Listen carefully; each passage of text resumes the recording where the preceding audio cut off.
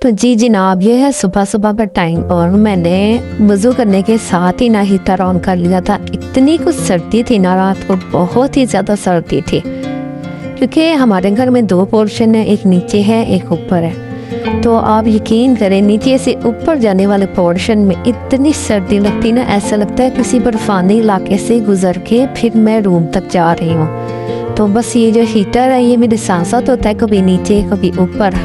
और आज मेरा सुबह से इरादा था कि मैं ना आलू वाले पराठे बनाऊंगी, तो बस उसके लिए फिर मैंने तैयारी शुरू कर दी। एक बात बताऊं मैं आपको कि जब मुझे ज़्यादा सर्दी लगती है ना और मेरी हिम्मत नहीं हो रही होती काम करने की, तो सबसे पहले उठ के मैं वज़ू कर लेती हूँ। वज़ू करने के साथ ही ना अल्लाह का शुक्र है ऐसी सर्दी गायब होती है ना कि बस फिर मैं किचन में आ जाती हूँ और किचन में फिर मैं पानी का ही काम शुरू करती हूँ। अगर बर्तन धोने का थे तो बर्तन धो लेती हूँ, कोई सब्ज़ी वगैरह वॉश करनी है वो वॉश कर लेती हूँ। तो जैसे कि अब मैं यहाँ पर आलू मैंने सोचा था कि बॉईल कर लूँ, और आज जितनी देर में आलू बॉईल करूँगी इतनी देर में आटा वगैरह ये सब गूंद के ना रख लूँगी, और फिर आटा ठहर जाएगा तो बस फिर मैंने इसका मसाला वगैरह रेडी किया। आपको पता ही, आप मुझसे ज़्यादा अच्छा बना लेती हैं हर चीज़, तो बस उसकी तो बताने की ज़रूरत नहीं। वैसे भी मैं कई बार बता चुकी हूँ कि आलू का मसाला मैं किस तरह बनाती हूँ।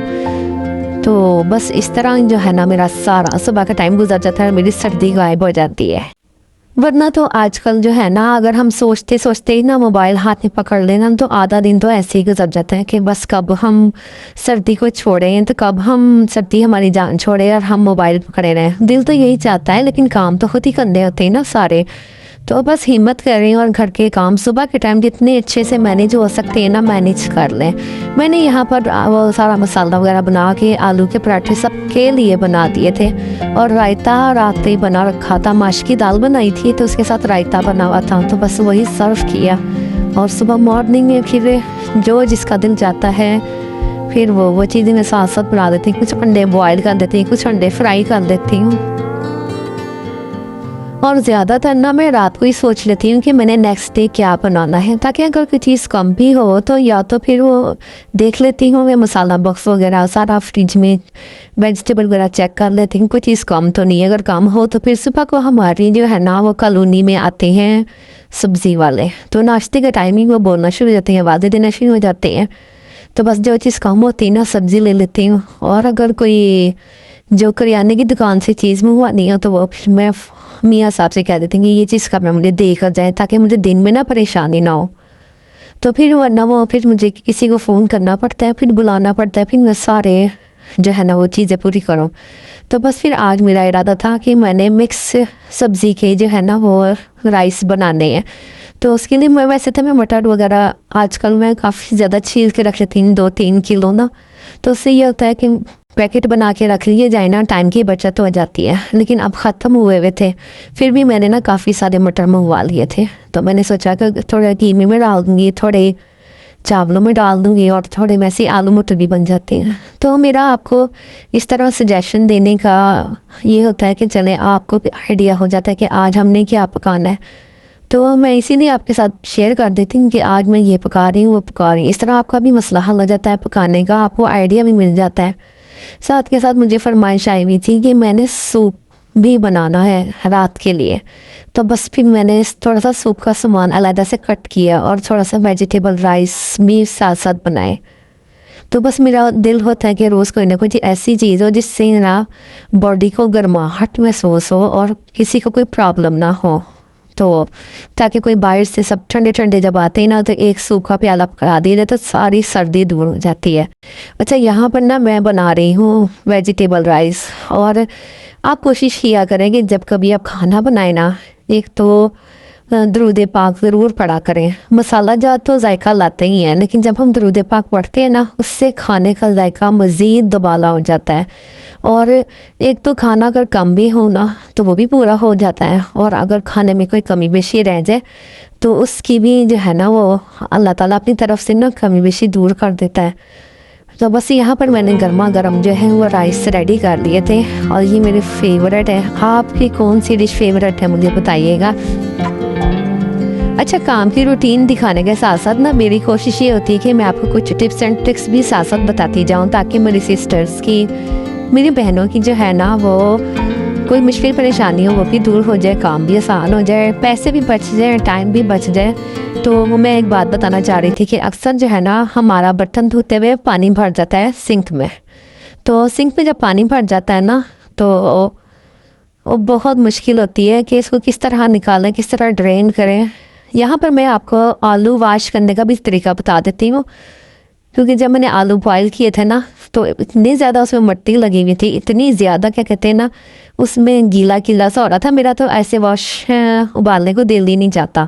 तो फिर मैंने क्या किया, सिंक में पानी, एक प्लेट रखी, पानी भरा, उससे वो बंद हो गया ना उसका सुराख। तो बस फिर इनको आलू को 5 मिनट के लिए मैंने छोड़ दिया और फिर क्या कहते हैं इसकी मिट्टी वगैरह सारी फूल गई।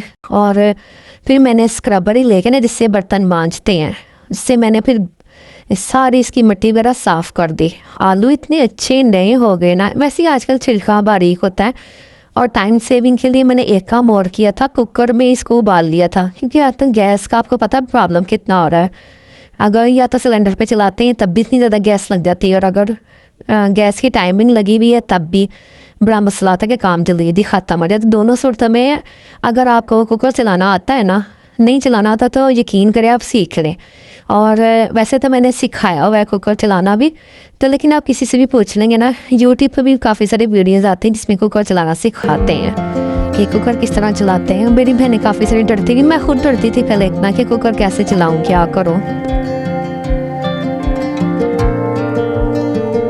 मेरा मकसद होता है आपके साथ कुछ खाने ऐसे शेयर किए जाएं जो हम पाकिस्तानी घरानों में बनाई जाती हैं। और मेरा मकसद कोई दिखावा नहीं था, कोई ये नहीं था, बस मैं चाहती हूँ कि पता चले कि दूसरे मुल्कों के लोग भी देखते हैं, जैसे इंडिया के लोग देखते हैं, नेपाल के लोग देखते हैं, और भी दूसरे मुल्कों के लोग देखते हैं। जब मैं अपनी वाइटी में जाती हूँ देखने के लिए तो मुझे पता चल जाता है कौन कौन से मुल्क देख रहे हैं। तो फिर मैं इसीलिए आपको सारे डिशेस बताती हूँ कि इसको कैसे बनाना है, क्या करना है। तो बस कभी कभार मैं, जैसे कि ये सुबह नाश्ते का टाइम चल रहा है तो मैं यहाँ नाश्ता कर रही हूँ, और अगर मेरा कुछ ना दिल जाए ना, या फिर मुझे कोई ऐसा सालन पकाना जो अच्छा ना लग रहा था, बस फिर मेरा पसंदीदा और फेवरेट जो होता है ना नाश्ता वो होता है चावल और पराठा। बस फिर उसके बाद फिर मैं चाय का एक बड़ा सा मग ले लेती हूँ, और फिर बस फिर मैं बहुत खुश होती हूँ, समझे मैं दुनिया का अमीर तरीन नाश्ता करके बैठी होती हूँ उस टाइम। अच्छा, मैं ना यहाँ पर जब तक आपको अपना बाकी का व्लॉग दिखा रही हूँ, बाकी की बातें आपसे शेयर कर रही हूँ, तो साथ के साथ ना आप कमेंट भी पास कर दिया करें, और उसके साथ ही ना आप लोग सब्सक्राइब और शेयर भी कर दिया करें। सब्सक्राइब तो चले पहले कर दें, और शेयर आप वीडियो देख के कर दिया करें। और अगर आपको टाइम ना मिला करे, कि जैसे अभी जल्दी है, तो स्किप ना किया करें, वीडियो को सेव करके बाद में आराम से देखा करें। बहुत सी ऐसी बातें आती हैं कि जब आप लोग स्किप करते हैं ना वो उसके दौरान निकल जाती हैं, वो फिर आपकी बहुत सी जो अच्छी बातें आपने सीखनी होती हैं, मैंने आपको बतानी होती हैं, तो वो फिर आप उससे महरूम रह जाते हैं। अच्छा, यहाँ पे ना मैं शलजम पका रही थी, तो शलजम पकाने से रिलेटेड भी मैं आपको बात बता दूँ। अक्सर जो है कुछ लोग वो इसको बॉईल करते हैं कि इसका कड़वाहट, इसका खारापन निकल जाए, तो मैं भी बॉईल कर लेती हूँ। बॉईल करके आप नमक ज़रूर डाला करें, और जब पानी है ना उसको फेंक दिया करें। वो पानी कभी भी ना यूज़ किया करें, वो पानी अच्छा नहीं होता। और दूसरे, जिस वक्त आप लोग बुनाई कर रहे होते ना शलजम की, जो भी सब्ज़ी डाल के गोश्त में, तो आप 2 चम्मच चीनी डाल दिया करें, इससे इसकी कड़वाहट दूर हो जाती है, बल्कि बहुत ही प्यारा सा टेस्ट आ जाता है। और जब आटा गूंदते हैं ना, तो आटा गूंदने के लिए अगर आप चाहते हैं कि इसमें स्मूथनेस आ जाए, बहुत प्यारा सा आटा गूंदे, तो इसमें थोड़ा सा नमक डाल दिया करें, और फ़ौरन इसको छोटे बॉक्स में, कंटेनर में शिफ्ट कर दिया करें। साथ के साथ काम ख़त्म किया करें, ताकि आपका जो है ना किचन सिमटा सिमटा सा रहे, फैला हुआ ना रहे। और अगर बर्तन वगैरह हो जाते हैं तो वो भी वॉश कर लिया करें, तो इससे भी काफ़ी आसानी हो जाती है। तो सर्दियों में यही कि जितने आप काम साथ के साथ समेटेंगे ना, उतनी आपके काम आसान हो जाएंगे। और खाने पकाने की जितनी प्लानिंग है वो सारी रात तक कर दिया करें, बल्कि घर वाले सारे मौजूद होते हैं, उनसे पूछ लिया करें किसने क्या खाना है, ताकि अगले दिन ना किसी को बात बनाने का मौका ना मिले कि हमसे पूछा नहीं गया, या हमने ये नहीं खाना वो नहीं खाना। क्योंकि अक्सर हर घर की ये कहानी है कि एक खाना जब बनता है ना जिस घर में, हम जैसे मिडिल क्लास घरानों में, तो वो सबकी पसंद का नहीं होता। तो इसलिए बेहतर है ऐसी डिश बनाई जाए जिससे टाइम की भी बचत हो, पैसे की भी बचत हो, और मूड भी ना किसी का ख़राब हो। तो ऐसे ही खाने बना लिया करें, ताकि सबकी पसंद का उसमें ना हिस्सा शामिल होना चाहिए।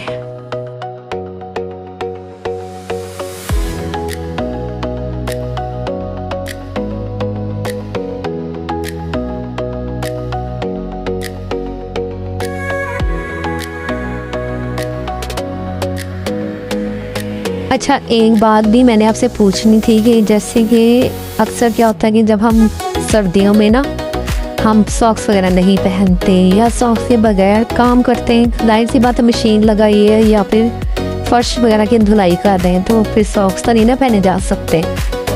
तो बहुत सी मेरी बहनों का मसला कुछ मेरा अपना भी ये मसला है कि मेरे पाँव जो है ना उसकी फिंगर्स जो है वो सूज जाती हैं, स्वेल हो जाती है, मोटी मोटी हो जाती है। तो अगर किसी सिस्टर को पता है कि इसका क्या हल है कि फ़ौरन ये जो इसकी और फिर जिस वक्त बिस्तर में रात को जाते हैं ना तो वो फिर और ज़्यादा ख़ारिश होती है और ज़्यादा उसमें पेन फील होती है, तो आप मुझे बताएं मेरा भी मसला हल हो जाएगा और भी बहुत सी बहनों का मसला होगा, तो वो फिर कमेंट बॉक्स में ज़रूर बताएं इसका क्या किया जा सकता है। फिर जिसका मुझे ज़्यादा अच्छा लगेगा ना मसला, तो फिर मेरा दूसरा हैक का चैनल है ना RK हैक, तो उस मैं फिर वो पूरा प्रोसीजर जो है ना अप्लाई करके बताऊंगी आप लोगों को, ताकि दूसरे लोगों का भी फ़ायदा हो जाए। तो आज के लिए इतना ही, नेक्स्ट वीडियो में मिलते हैं। अल्लाह हाफिज़।